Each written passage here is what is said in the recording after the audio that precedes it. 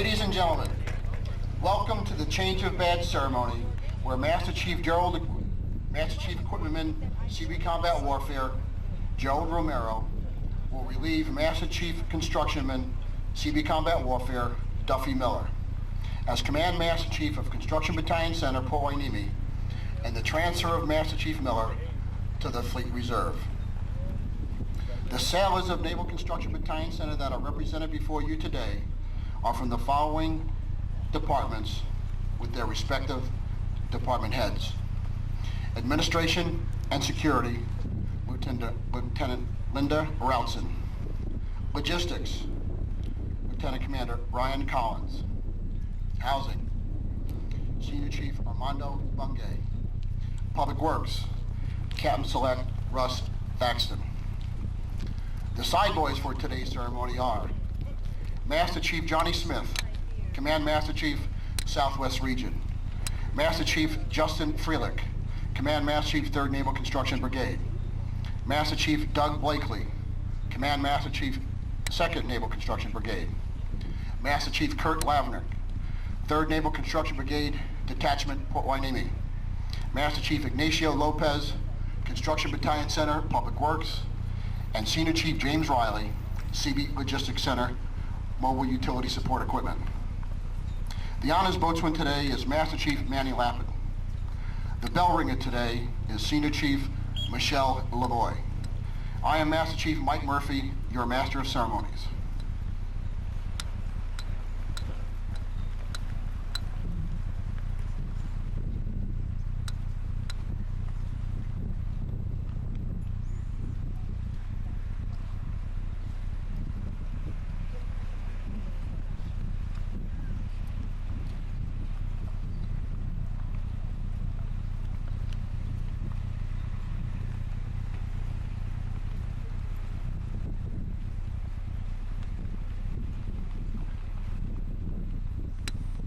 Will the guests please rise for the arrival of the official party and remain standing for the presentation of colors, our national anthem, and chaplain's invocation.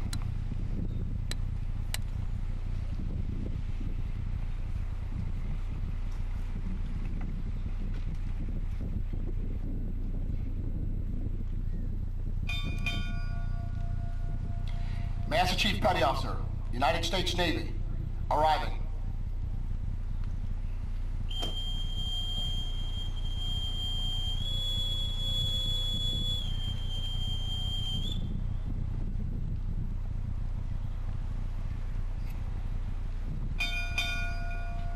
Master Chief Petty Officer, Construction Battalion Center, Port Hueneme, arriving.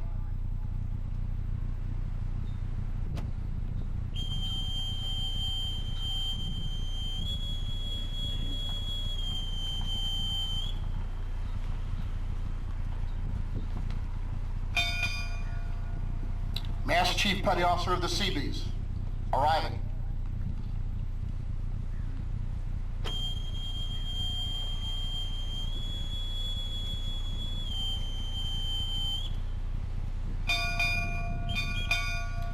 Commanding Officer, Naval Construction Battalion Center, Port Hueneme, and Commander, 31st Naval Construction Regiment, arriving.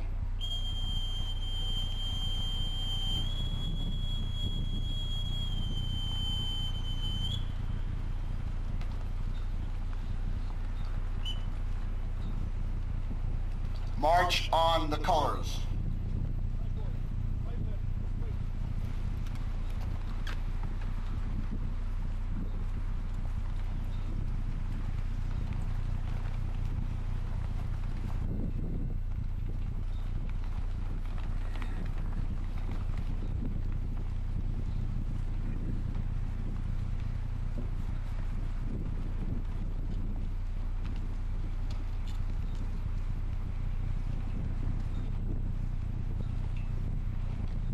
Ladies and gentlemen, our national anthem.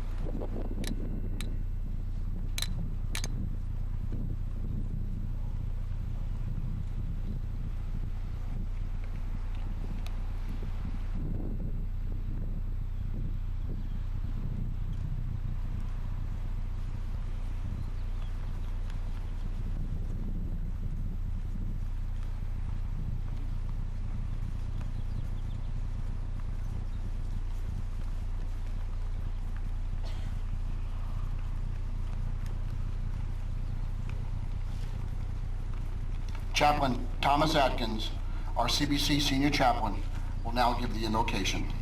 Let us pray. Our holy God, we ask your divine blessing upon us as we assemble at this change of badge ceremony. We thank you for the opportunity we have had to serve with Master Chief Duffy Miller. We pray that you will bless him and his family as they preserve the many memories of his naval service, both the challenges and the joys that tested his strength and rewarded his 24 years of sacrificial commitment. Grant also to Command Master Chief Gerald Romero the enduring assurance of your presence and assistance to him in wearing this badge of authority and influence. May he inspire those who themselves aspire to greater responsibility. And may he encourage those who will need his advocacy or who from time to time may need his not so gentle kickstarts. Bless these leaders, O Lord, and may they sense our gratitude for their service already rendered, and sense our caring support as they move to new arenas of service and rewards. This we pray in your holy name. Amen. Ladies and gentlemen, please be seated.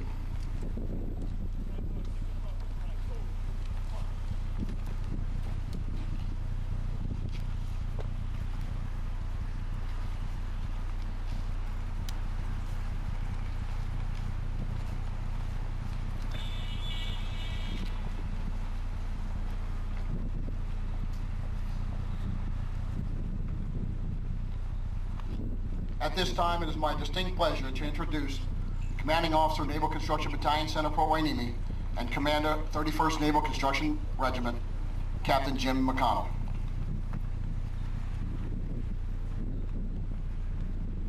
Master Chief Miller, Master Chief Romero, Master Chief Smith, Master Chief Keene, fellow captains and commanding officers, friends, welcome to the Construction Battalion Center, home of the Pacific Seabees for 58 years.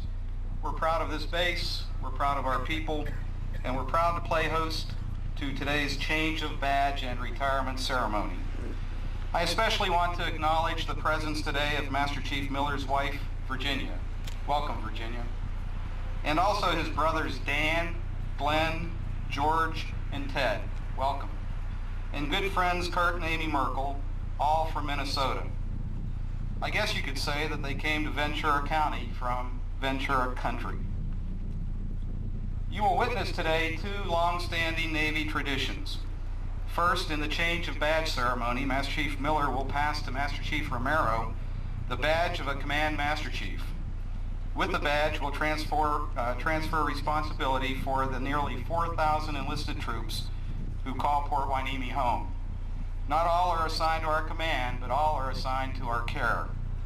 Because as the host, it is incumbent upon me to make this a great place to live, work, and train. The Command Master Chief is my most senior and respected enlisted advisor in this endeavor. Following the change of badge ceremony, Master Chief Miller will retire after nearly 25 years of faithful and exemplary service to his nation. The conclusion of a career is bittersweet. At the moment, Master Chief Miller can't help but to reflect with great pride on his accomplishments and his many contributions to a naval construction force which is stronger for his service. He knows he's made the force better, but he also knows that he will never again enjoy the adventure and unique camaraderie of uniformed service. Master Chief Miller has been Command Master Chief since February of 1997. During that time, the base ended its 56-year association with the Naval Facilities Engineering Command and became a base under the Commander-in-Chief Pacific Fleet. The surface Navy started to use our deep-water port with greater frequency, and amazingly, so did the Army, who came here twice a year with their ships, 2,000 troops, and equipment. And during these past couple of years, CB reservists have grown increasingly comfortable with our commitment and ability to get them to the fight on time, should they ever be called, as they were recently in support of Kosovo. A Command Master Chief's life revolves around the quality of services provided to support the troops and family members. During Master Chief Miller's time here, he saw the establishment of a Navy Welcome Center, which consolidated key quality of life functions such as family housing, personnel support, Red Cross, and Navy relief. He was a major player in the consolidation of services and cultures between Point Mugu and Port Hueneme, and his steady hand helped steer through the uncharted waters of regionalization under Commander Navy Region Southwest. During his tour here, 40 acres of new parkland were created, a new enlisted barracks was completed, a new softball complex and RV park delivered, housing units were renovated. And through all this unprecedented period of change, there was always the young troop who needed encouragement, the frightened spouse who needed reassuring, the seasoned professional who was wondering about his next assignment, a family in crisis needing help. Master Chief Miller was there for all of them, and he was there for me as my senior enlisted advisor. A command master chief is a little bit like your mother, at least in one respect. You might not like what she has to say, but you better listen to her. When I didn't, he never said, "I told you so." That's why we'll miss Master Chief Miller. And it's also why we welcome Master Chief Romero. All those folks in need will still be there tomorrow. There will still be a CO who needs to hear the unvarnished truth. Master Chief Romero, we welcome you and Bernie to the CBC family. I know you are ready to take on the challenge and anxious to do so. Welcome aboard. I ask that you and Master Chief Miller now join me for the change of badge ceremony.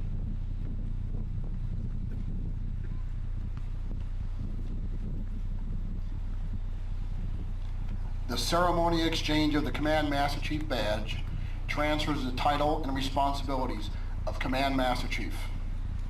And today we are transferring the responsibilities of Command Master Chief of Construction Battalion Center, Port Hueneme.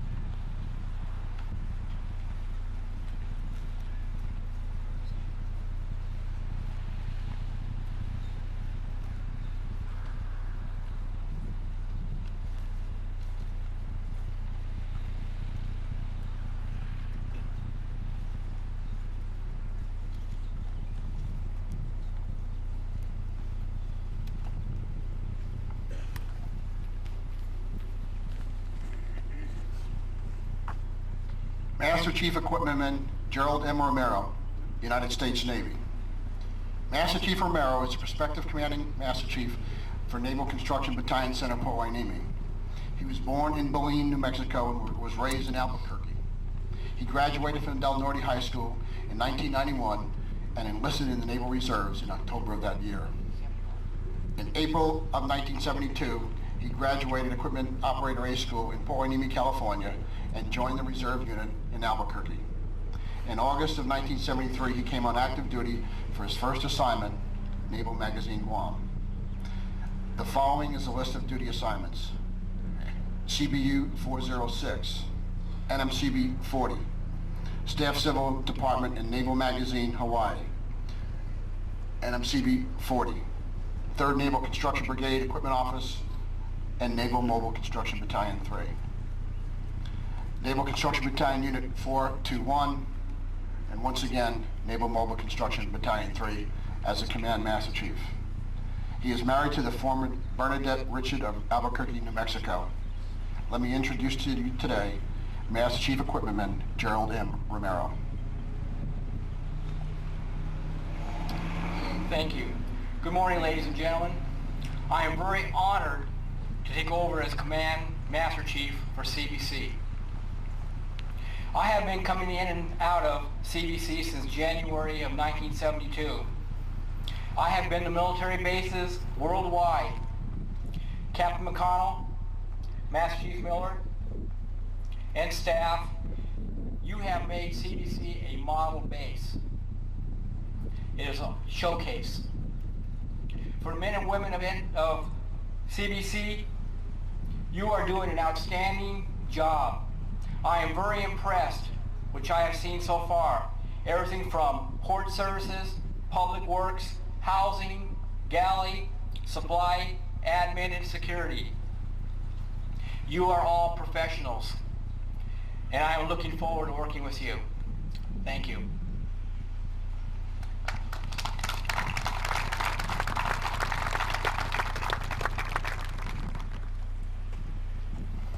With the transfer of Command Master Chief duties completed, let us now to attend to another transfer. The transfer of Master Chief Miller to the Fleet Reserve.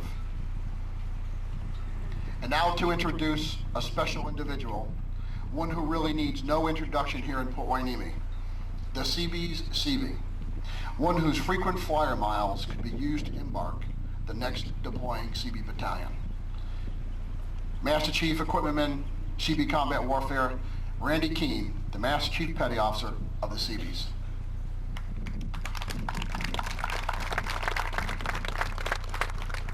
Could be pretty close, but I think I can get a battalion over there in pretty good shape, even with the regiment, might be part of it.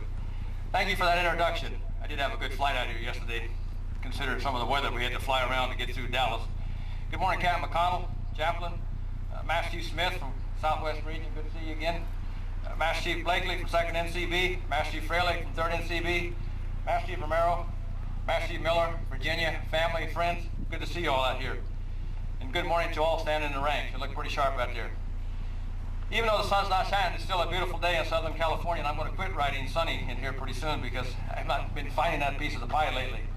It was a great day for a change of badge ceremony and a retirement ceremony. The change of badge ceremony is a very simple but important ceremony. It demonstrates to you that the triad of the CO, XO, and Command Master Chief is intact and that your thoughts and concerns will continue to be heard. Master Chief Romero, I congratulate you on your new position, and I wish you all the best as you carry out your duties and responsibility. I also welcome you to my forum on a full-time basis. We are honoring Master Chief Duffy Miller as he winds down a Navy career that has covered 24 years, and this is not a sad occasion. This ceremony is to show appreciation for sustained superior performance over a long and distinguished career, and to say thank you. Today's Navy is very different than it was just a few short years ago. The downsizing and the right-sizing is done. We have fewer ships and submarines. We have fewer sailors, and we have a whole lot less money. Mission creep is upon us. We are busier than ever in the Navy showing the flag. The Navy is a big player in this effort, and the Seabees are right in the middle of things. The Russian bear is not our frontline enemy anymore. The new world order that predicted harmony and peace has not emerged. The young democracies around the world are struggling to stay alive. This new world order has an immense impact on our Navy today. A shortage of sailors at sea was and is a major problem. The leadership pushed real hard to get people to sea at the expense of shore commands. IDTC has shifted some duties from sea commands to shore commands. Regionalization has created unique thoughts on how the bases should be managed and savings squeezed out so the fleet can be recapitalized. It has also increased the turmoil in our sailors' lives. A voice of sanity must be heard through all these changes. Master Chief Miller was one voice of reason during this tumultuous time. He has been able to see somewhat into the future despite the fact that people keep muddying the water. He has been a visionary with impressionable strength, energy, enthusiasm, and great ingenuity. What is best for the sailors, he always asked, no matter what community was involved, be it surface, submarine, aviation, or Seabee.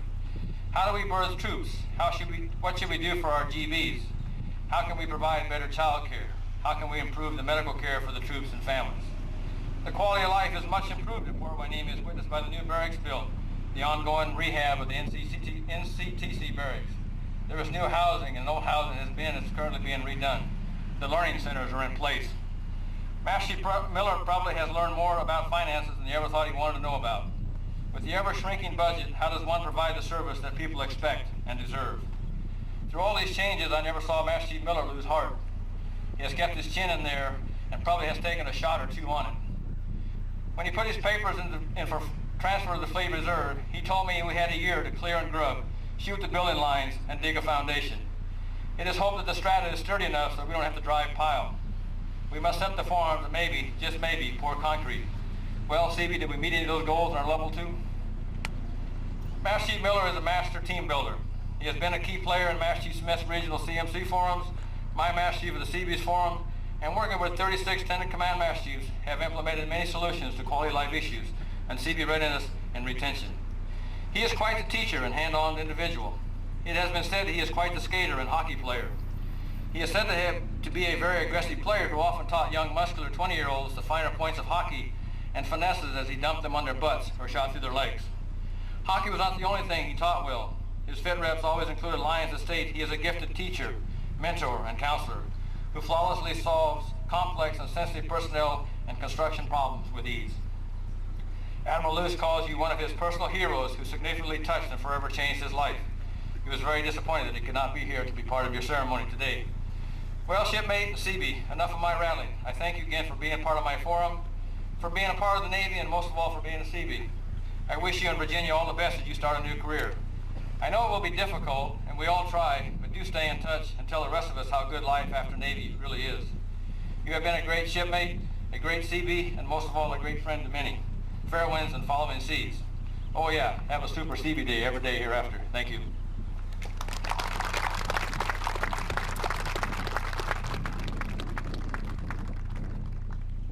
Ladies and gentlemen, at this time it is my distinct pleasure to reintroduce our host for today's retirement ceremony, Commanding Officer Naval Construction Battalion Center in Port Hueneme, and the Commander 31st Naval Construction Regiment, Captain Jim McConnell.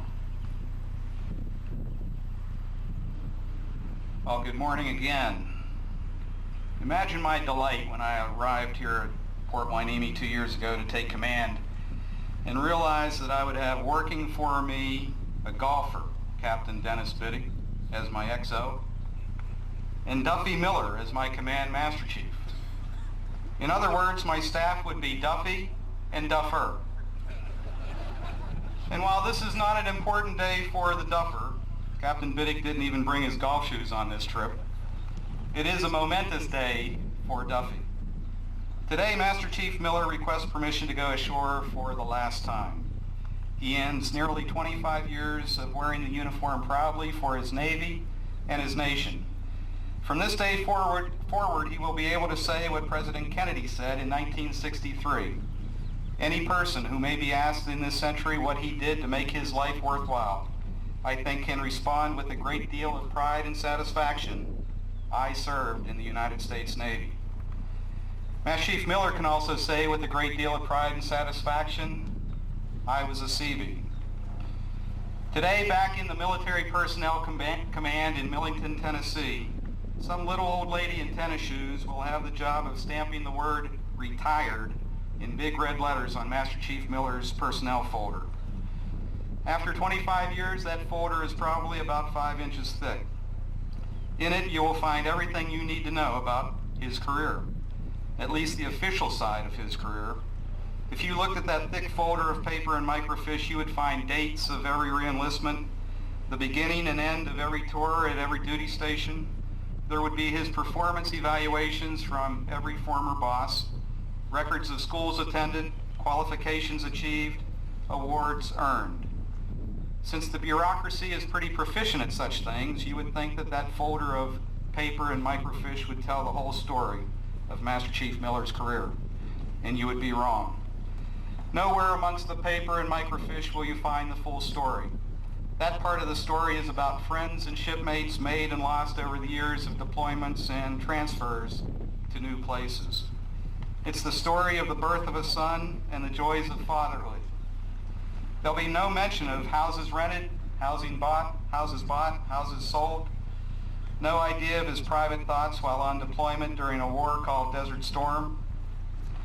There may be mentions of illnesses in that record, but you would get no feel for the pain, worry, and sleepless nights that serious illness can create. Somewhere in that folder you'll see the name Virginia, but you'll find none of the details of how they met, fell in love, and married. No mention of a gray Cadillac that never ran, or why the Master Chief never ran for that matter. And nowhere will there be a clear appreciation for the depth of the pride the Master Chief carries with him today because he was called Seabee. When that little old lady in tennis shoes back in Tennessee stamps that personnel file and carries it from the active filing cabinet to the retired filing cabinet, her job will be done. That last chapter of a career in uniform will have been written. We are here today to celebrate the rest of that story. It was Mark Twain who said, "Few things are harder to put up with than the annoyance of a good example." And Master Chief, by that measure, you have been very hard to put up with for an awfully long time. On behalf of a grateful nation, I thank you for being a very good example to so many of us for so long.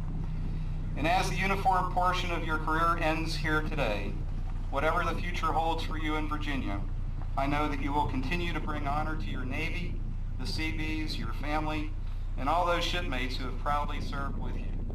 I am happy to count myself among those shipmates. We are all stronger and better because of your service. May you and your family have fair winds and following seas as you write new chapters in the rest of your story. Master Chief, please join me now at the podium. Will the guests please rise for the presentation of personal award?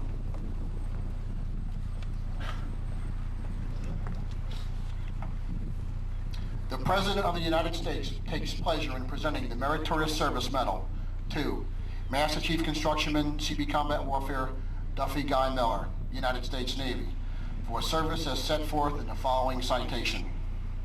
For outstanding meritorious service as Command Master Chief, Construction Battalion Center, Port Hueneme, California, from February 1997 to August 2000.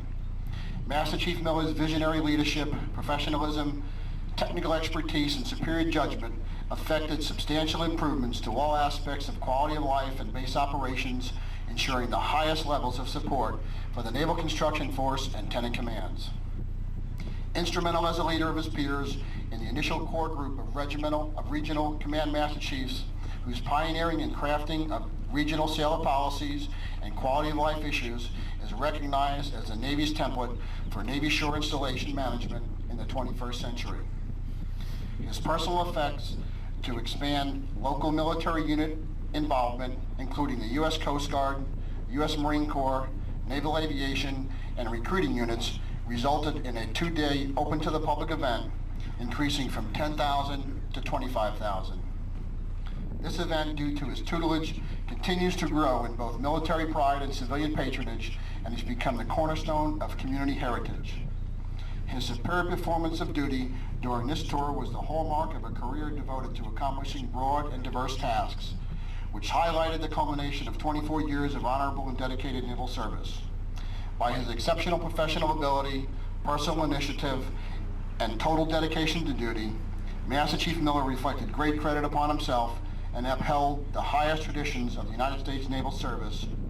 Admiral T.B. Fargo, Commander-in-Chief, United States Pacific Fleet.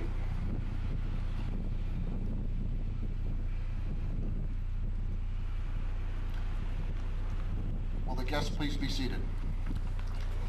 Virginia Miller, will you please come forward? Senior Chief Johnson, please escort.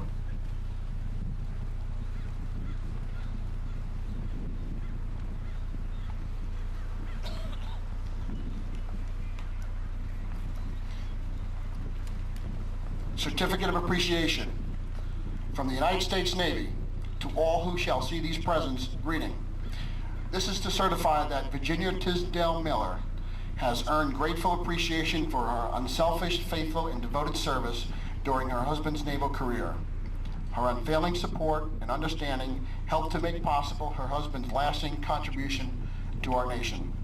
Given this 25th day of May 2000, signed J. A. McConnell Jr., Captain Civil Engineer Corps, United States Navy, Commanding Officer.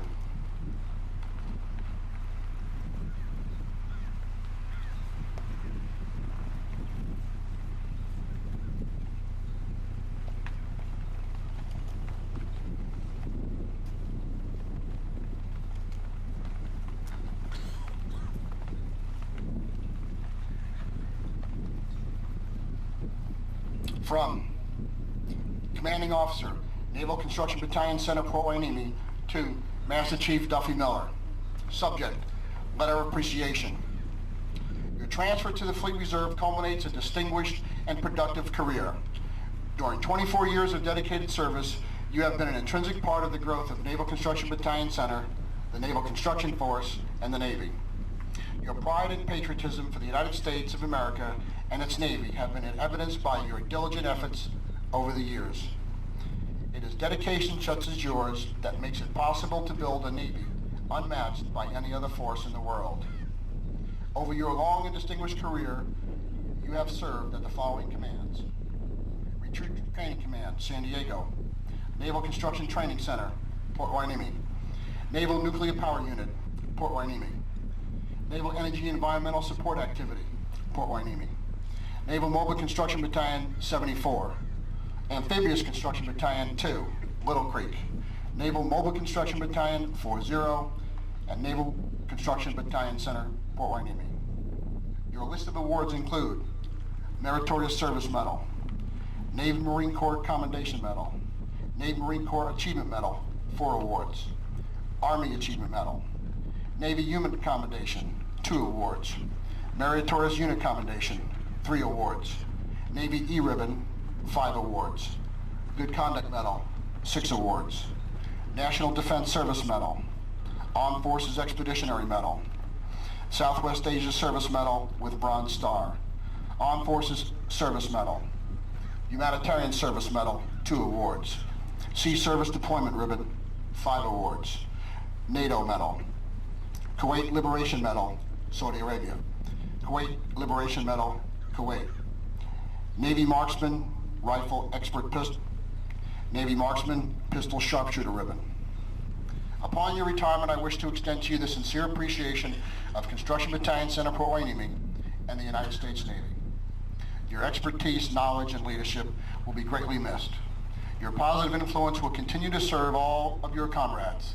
I extend to you the traditional fair winds and following seas, and wish you and your family health and happiness in the years to come. James A. McConnell, Jr.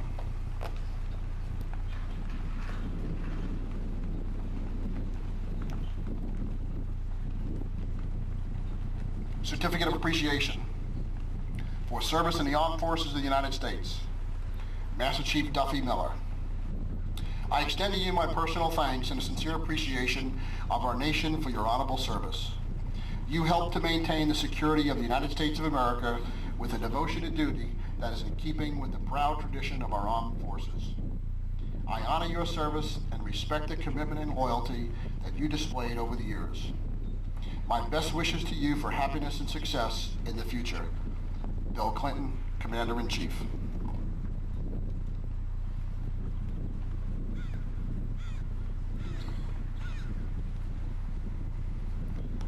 Certificate of Commendation. In recognition of 24 years of service to the United States Navy, this certificate of commendation is presented to Master Chief Miller, CB Combat Warfare, with the appreciation and respect of the people of Minnesota. I have hereunto set my hand and caused the great seal of the state of Minnesota to be affixed at the Capitol in the city of St. Paul, May 1st, the year 2000. Jesse Ventura, Governor.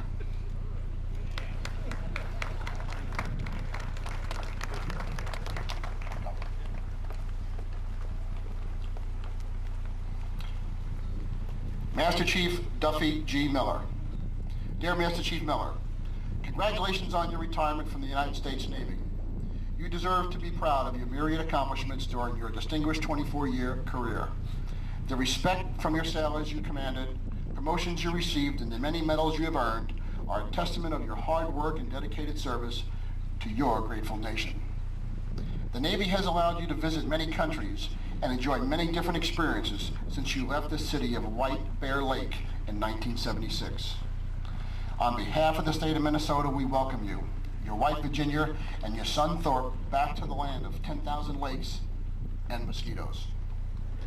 We hope you are looking forward to Minnesota winters after 24 years of life in Italy, Puerto Rico, Guam, Crete, the Persian Gulf, California, and other warm weather locations. Again, I wish to express my congratulations and gratitude on your retirement from the United States Navy. I wish you and your family the best of luck in your retirement and all your future endeavors.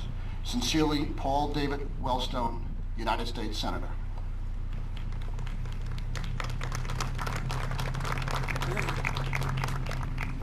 Congress of the United States, House of Representatives. Dear Master Chief Miller, please allow me to extend my sincere congratulations to you as you enter your retirement after 24 years of service in the United States Navy. I would also like to take this opportunity to commend you for your outstanding commitment and service to the people of this nation. You have chosen a career and a life that many others would not choose, a life filled with sacrifice, duty, physical and mental challenges, and a great responsibility. Along with the thousands of men and women who served in the armed forces, you have committed your life to defending the freedoms and liberties this nation holds sacred, and for that we thank you. I am certain your presence, leadership, years of experience and wisdom will be greatly missed by those with whom you've worked and served in the United States Navy. However, I am sure that your day of retirement, August 31st, 2000, will be memorable and enjoyable as you celebrate and reflect on your years of hard work and service to your country, sharing with your colleagues, friends, and family the many memories you have had during those working years. May this greeting find you well and happy. Again, I commend you on your long and distinguished service to your country and wish you warm regards as you enter your well-deserved and earned retirement. Bruce F. Vento, Member of Congress.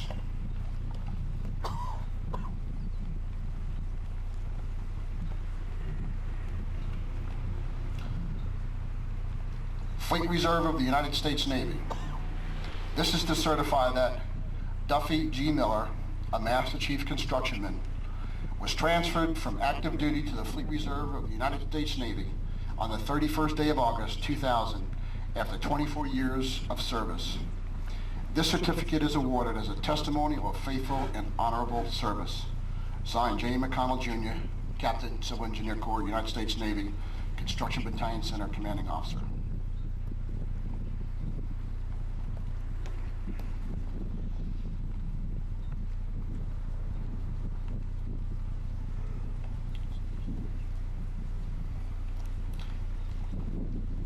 At this time, First Sergeant Thomas Hogue, Detachment 1, 345th Training Squadron, United States Air Force, will present Master Chief Miller a squadron plaque in recognition of Master Chief Miller's support and cooperation with the detachment's mission here at CBC Port Hueneme.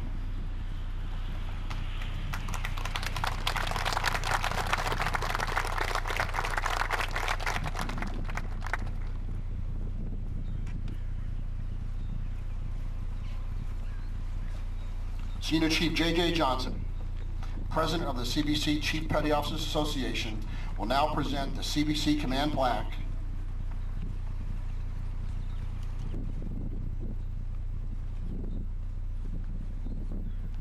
and traditional sailor's flag box, a serviceman's keepsake, containing the memories of his service to his country along his beloved nation's ensign.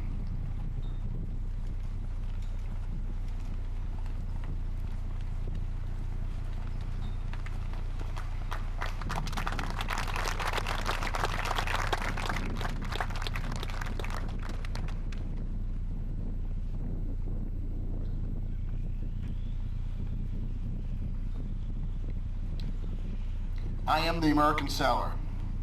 Hear my voice, America. Though I speak through the mist of 200 years, my shout for freedom will echo through liberty's halls for many centuries to come. Hear me speak, for my words are the truth, justice, and the rights of man. For those ideals I have spilled my blood upon the waves of the world's troubled waters. Listen well, for my time is eternal, yours but a moment. I am the spirit of heroes, past and present. I am the American sailor. I was born upon the icy shores at Plymouth, rocked upon the waves of the Atlantic, nursed in the wilderness of Virginia. I cut my teeth on New England codfish and was clothed in southern cotton. I build muscle at the halyards of New Bedford whalers. I gained my sea legs atop the mizzenmast of Yankee clippers. Yes, I am the American sailor, one of the greatest seamen the world has ever known. The sea is my home, and my words are tempered by the sound of paddle wheels churning the mighty Mississippi, and the song of whales bellowing off the barren shores of Greenland. My eyes have grown dim from the glare of sunshine of the deep blue waters. My heart is full of star-strewn nights under the Southern Cross. My hands are raw from winter storms while sailing around the Horn, and they are blistered from the heat of cannon broadsides while defending our nation. I am the American sailor. I have seen the sunset on 1,000 distant, lonely lands. I am the American sailor. It was I who stood tall beside John Paul Jones as he shouted, "I have not yet begun to fight." I fought upon Lake Erie with Oliver Hazard Perry. I sailed with Stephen Decatur into Tripoli to burn the Philadelphia. I met Guerrero aboard the Constitution. I was lashed to the mast with Admiral Farragut at Mobile Bay. I have heard the clang of Confederate shot against the sides of the Monitor. I have suffered the cold with Peary at the North Pole and with Byrd as he crossed the South Pole. I responded when Dewey said, "You may fire when readily, Gridley," at Manila Bay. It was I who transported supplies through submarine-infested waters when our soldiers were over there. It was I who went down with the Arizona at Pearl Harbor, who supported our troops at Incheon. I patrolled the dark, deadly waters of the Mekong Delta. I am the American sailor. I wear many faces. I am a pilot soaring across God's blue canopy. I am a Seabee atop a bulldozer, carving out a supply route to the southern Pacific jungle. I am a corpsman nursing the wounded, the ill, and the broken. I am a submariner deep below the nation's oceans, always on alert.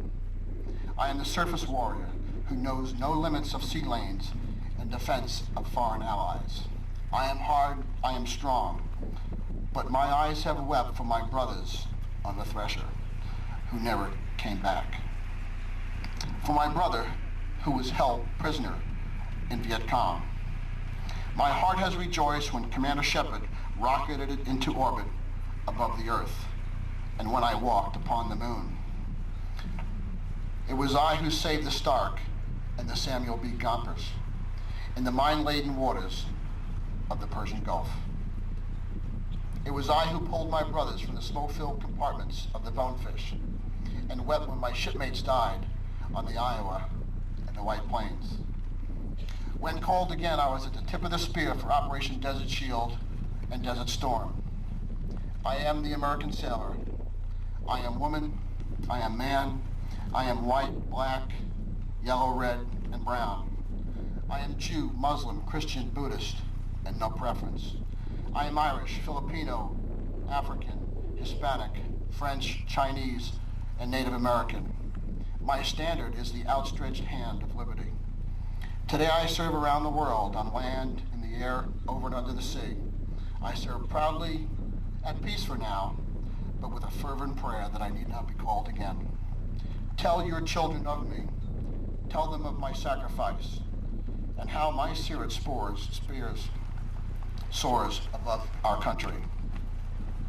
I have spread the mantle of our nation over the ocean, and I will guard her forever. I am her heritage and yours. I am the American sailor.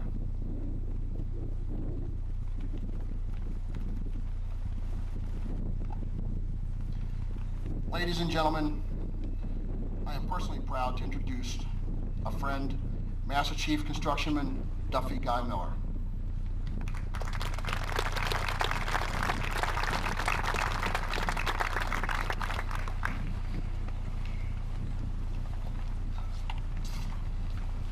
Morning, Captain McConnell, Captain Beckman, Captain Biddick, Captain Rainwater. Good morning, Master Chief Keeney, Master Chief Petty Officer of the Seabees. Thank you, Randy, for those kind words. I want to thank my side boys for standing tall and proud, rendering honors. Master Chief Johnny Smith, Command Master Chief of Naval Region Southwest. Master Chief Justin Freilich, Command Master Chief of the Pacific Seabees. Master Chief Doug Blakely, Command Master Chief of the Atlantic Seabees. Master Chief Kurt Labyrinth, Equipment Czar, 3rd Brigade, Fort Hueneme. Senior Chief Riley, Master Muse, Senior Detachment Advisor. From SLC, CB Logistics Center, Master Chief Sonny Lopez, CBC Public Works. Special thanks to Sonny and Builder Chief Cheryl Hunley for taking the lead on putting this ceremony together. Hail to Master Chief Manny Lapid, CBC Port Services, my honors bosun mate. Senior Chief Lavoy from Naval Construction Training Center, Michelle, my belle. Great morning, Master Chief Romero. Thanks again for taking on this assignment. I know the command will continue to prosper and grow under your mentorship. And how do I properly thank my Master of Ceremonies, Master Chief Mike Murphy, who for all intents and purposes got me into this position 3 years ago. He sold it with, look at Art Vellante, look at the fun he had. I'll be right across the street, I'll take care of you. Right, okay? That, ladies and gentlemen, was the precursor to Baby Bob's, oh boy. Mike Jones is out there, he's another collaborator. Thanks, Mike. Once again, thank you all for being active participants in today's ceremony. Good morning to all you other fine military leaders and comrades in arms that have honored me with your attendance today. Virginia, my dear sweet love of my life, this is a great day in our lives, and I'm so glad you're here to share it with me and the rest of our lives together. Thorpe, my son, sorry your commitments kept you from attending. And Mom and Dad, sorry your health is not as well as it might be, but I know the three of you are here with me in spirit. And by the grace of technology and PH3 Bynum, you will be able to see this wonderful tradition of retiring with honor. Thanks, PH3, for making this possible. I sincerely want to thank my brothers, Daniel, Glenn, George, Ted, for making the journey here to celebrate this occasion. Also my niece Jocelyn, my nephew Paul Joseph, and thank you to my best friends, Kurt and Amy, the Merkles from Minnesota, Pat from Portland, John and Bobby from the beach, Carol and John from Johnstown, Larry from LA, Lower Arizona, Barney and Rose from Rosedale. Well, not really Rosedale. They're actually from Perryville, Ohio, isn't it, Barney? But when I put the speech together, I noticed the rhythm of the names with the locations, and I liked it so much that I thought I'd keep it in there, so thanks. Thanks to all my distinguished guests. This includes everyone here because you're all special to me. Each and every one of you have graced me with your unique personality and personal acknowledgement. Thank you for coming to this celebration wrapped in the cloak of naval tradition and ceremony. 24 years is a lifetime for some. For me, as I've turned 50, it's been several lifetimes. My pre-Navy life was that of a young man growing up at a time when people were learning to expand their vision, to take control of their destiny, to shed the status quo, and question authority based solely on the inheritance of old world order and not true legitimate representation. In 1976, I made a dramatic change to my life and volunteered to join the Navy. Not for any grand political scheme of changing the world, but rather a selfish plan to earn some money to go back to college and see the world at the taxpayer's expense. As I've said many times before, I never intended to stay this long, but they kept giving me promotions, more responsibilities, keeping it interesting, and making it fun. I want to take this opportunity today to share with you some of the highlights and good times that I've had during this time in my life, because we've all had bad times and low spells that we've survived, and it would not serve any socially redeeming value to tell a few hundred souls at a joyous gathering such as this. So let me begin with boot camp, something everyone who has served in the armed forces can recall and will undoubtedly have their own favorite story. Mine is day one, February 5th, 1976. San Diego Recruit Training Command, 7:30 p.m. Everyone in the motley crew of 80 is lined up on the respective footprints, and off we march. No, not really march. Picture instead a flock of turkeys, heads bobbing and weaving in an unsynchronized motion, being herded to an unknown destination. When we arrive, we're directed to form a line, shoulder to shoulder. Now the command is given. Everyone who has graduated from high school, take one step forward. Since I fit the category, I took the step. I looked left, I looked right. Only about half of the 80 have made this move. The man in charge commanded, everyone who's attended college, take another step forward. Since I also fell into that category, I took another step. And of course, I immediately looked left, looked right, and was totally amazed to see that I was standing alone. The man in charge strolled over my way, looked me up and down, said, "Okay, Professor, come with me. I've got a job for you." It was keeping count and making sure that all the incoming recruit urine samples in my company were labeled and placed in a box to be sent off for testing. I immediately saw how valuable my civilian education was going to be in this man's Navy. The next window of opportunity presented itself 2 weeks before graduating from Steelworker A School, right over here at NCTC, Commander. I had orders to Morocco. Came in to see the world, do great things. Then along came 2 first-class Seabees, telling me that if I would extend 1 more year, I would qualify for their program, the Navy Nuclear Power Unit. And then after a 52-week school of Fort Belvoir, Virginia, I would be traveling the world over servicing utility equipment. True to their word, it was airport bars, rented cars, and dog day afternoons. In exotic ports of Norfolk, Virginia, both Portsmouth, Virginia and New Hampshire, Mare Island, Vallejo, California to start. But to be fair, there were some extended trips to Japan and the PI. I was a card-carrying member of the Jolo Club. I ate chicken sandwiches from the losers at the cockfights in Olongapo, rode the wild jeepneys, the tricycles, ducked the curfew, ate the delicate baloots, broke the monkey pod bar stools, drank the ice-cold San Miguel's at 2 pesos each, and was forced to stay longer than our 4-week scheduled visit to run the base power plants due to a local civil service strike. I don't know, something about them wanting more than $4 US a day to live on, beyond me, but we did our duty.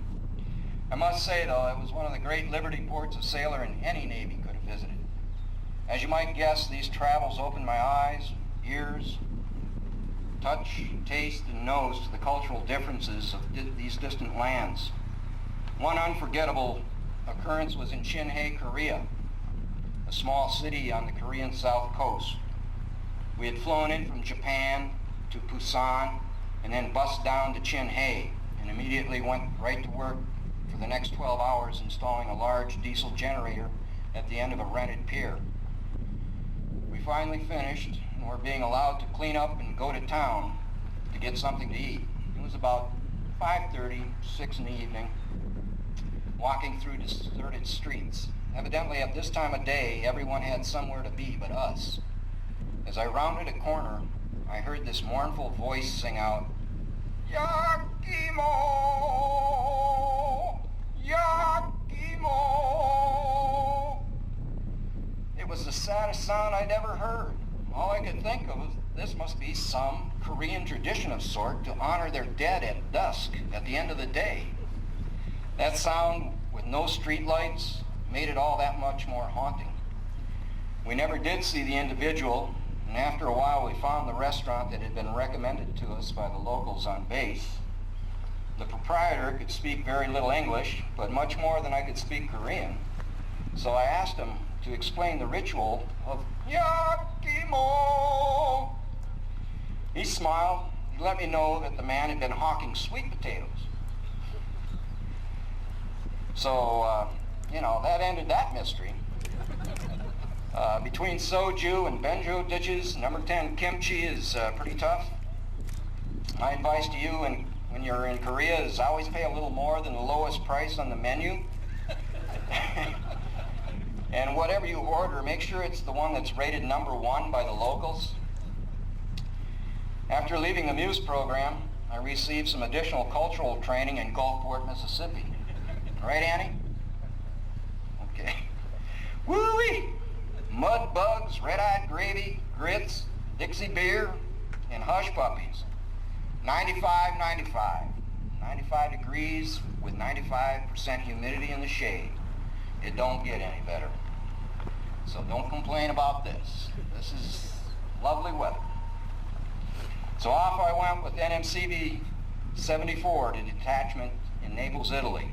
The captain's been there. He'll tell you Naples is a love-hate relationship. You love the fact that you're going to see the ruins of an ancient civilization. And then you hate it because when you get there, that's what you get. Most of it's ancient and most of it's ruined. And then you love the idea of driving NASCAR fast on the autostrada. But hey, then you wake up in the streets of Naples where you're driving a Dodge Power Wagon that's taking up a lane and a half, and the other 6 lanes are converging into 2 lanes, each going the other way.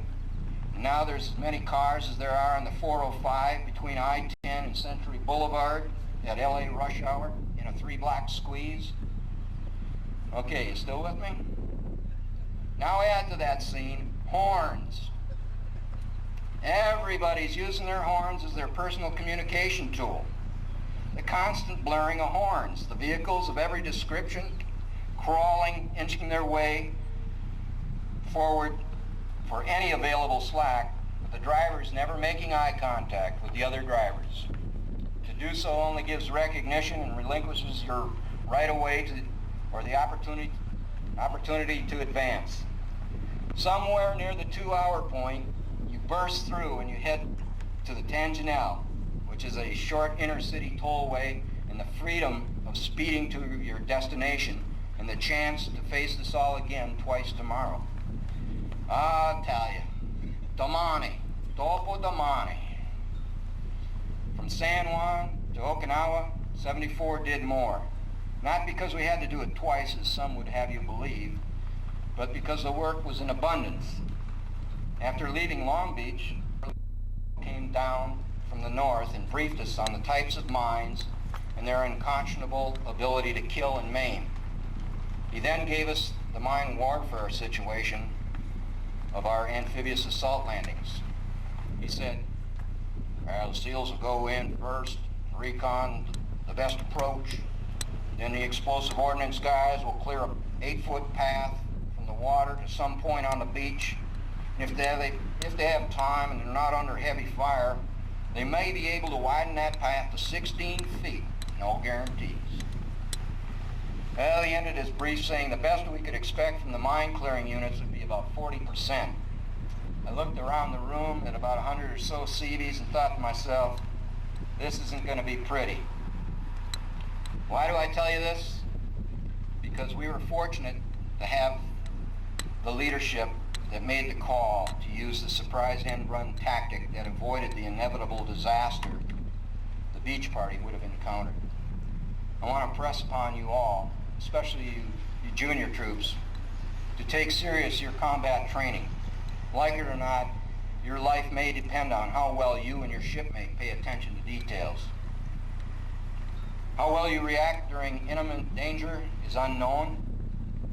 Each and every situation is unique, but your chances of surviving are greatly increased if you know the battlefield skills so well that kick in unconsciously. We in the Navy, from the first day and forever after, are reminded that teamwork is the key to success. The team I've been working with for the past 24 years has been outstanding. I'm most proud of the fact that our team realizes its strength comes from its diversity and flexibility. The ability to accept a person for their integrity and wisdom instead of sheer brutality or pretension gives us the freedom to unite in our defense of the common beliefs set forth in our Constitution and the laws of our land. The fact that we recognize the beauty of such individuals' differences and the right of that individual to hold their own unique interpretation makes us the great nation we are. One individual's interpretation of a song that we all have come to identify with has captured the elements of communication that was intended by its original composer. Department heads, will you please call your troops to attention?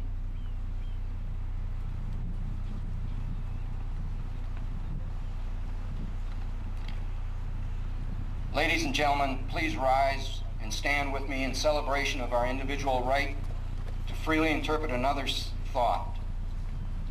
Chris, if you'll please, the Star-Spangled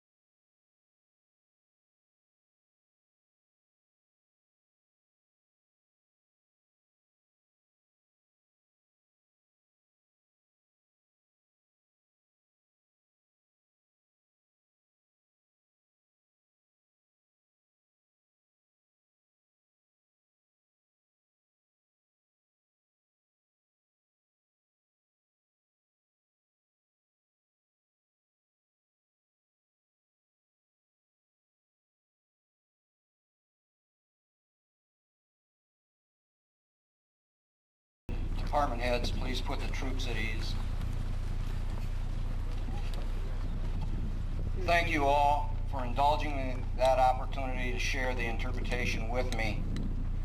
I'm sure that has the elements that Francis Scott Key saw as he witnessed the bombardment of the harbor of Baltimore in 1812.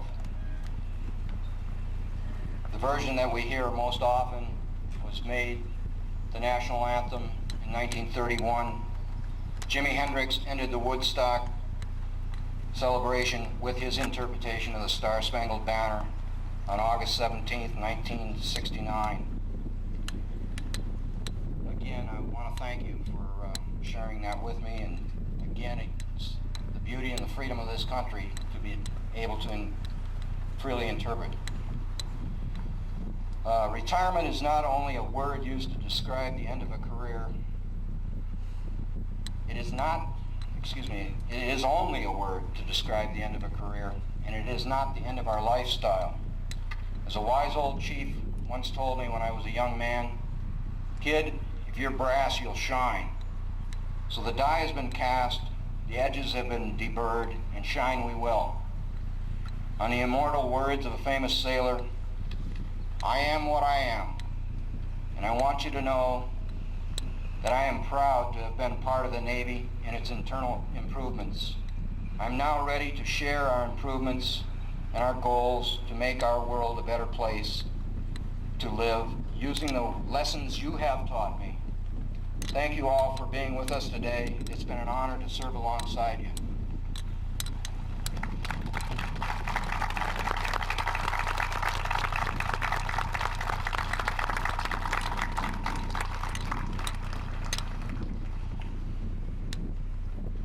Will all Chief Petty Officers please rise as I read the Chief Petty Officer's Retirement Creed.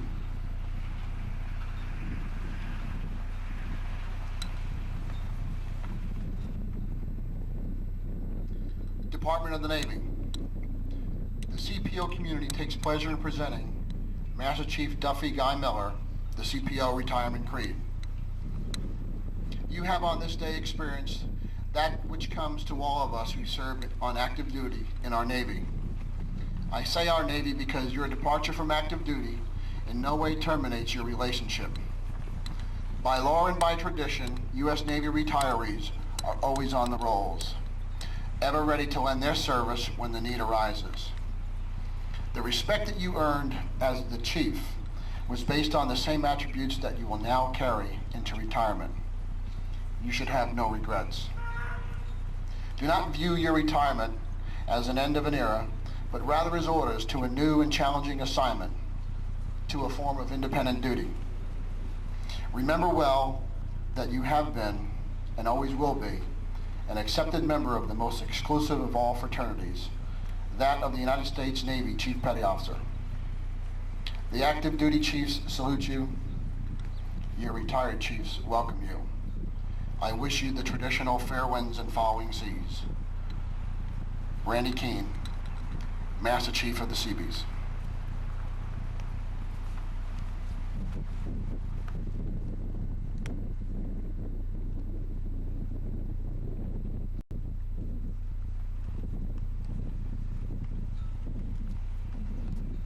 Chiefs, please be seated. Master Chief Romero will now read the watch.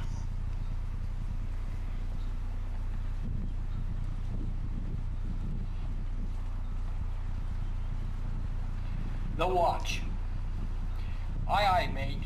For 24 years, this man stood the watch. While some of us laid in our bunks at night, this sailor stood the watch. Yes, even before many of you were born, this shipmate stood the watch. As our families watched the storm clouds of war building on the horizon of history, this Seabee stood the watch. Though he saw his family ashore, often needing his guidance, he still stood the watch. For 24 years, he stood the watch, so that we and other fellow countrymen could sleep each night. Today we are here to say, shipmate, the watch is relieved. Relieved by those you have guided and trained. You stand relieved. We have the watch.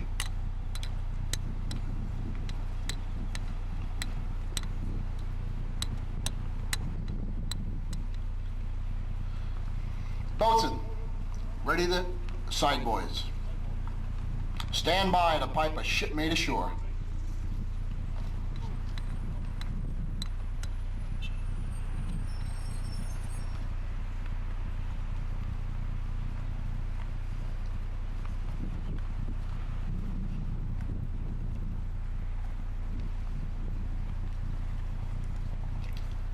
Ladies and gentlemen, please rise for the benediction and the departure of the official party.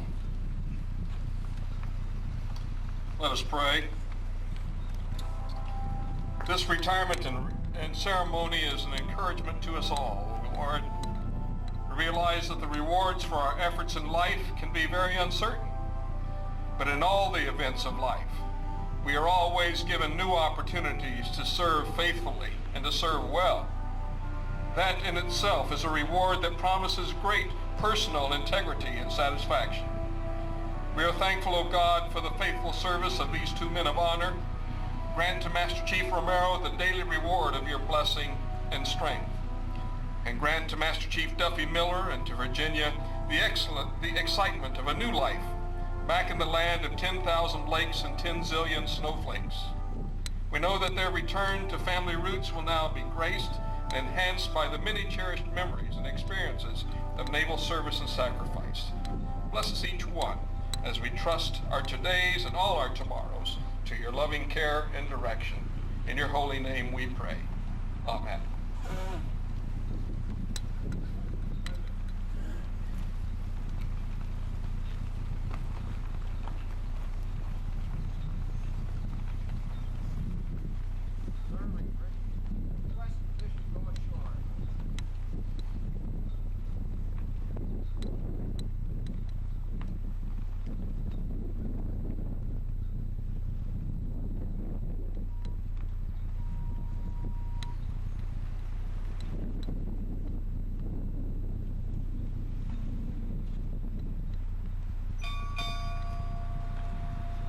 Master Chief Petty Officer, United States Navy, retired, departing.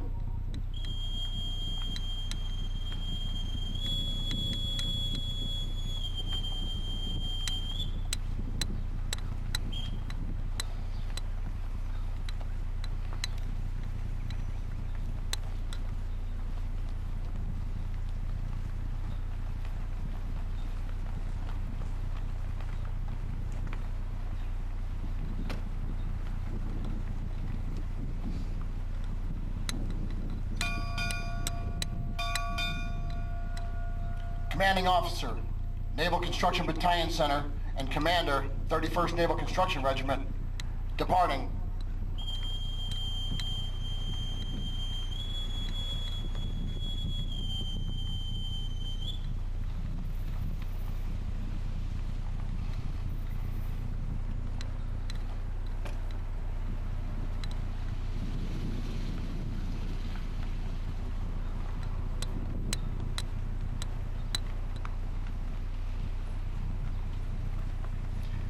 Ladies and gentlemen, this concludes our ceremony for today. On behalf of Master Chief Miller, I thank you all for attending. Master Chief Miller and his family cordially invite you to join them immediately following the ceremony. Across the street at Duke's CPO Reef for the cutting of a cake and reception. Thank you.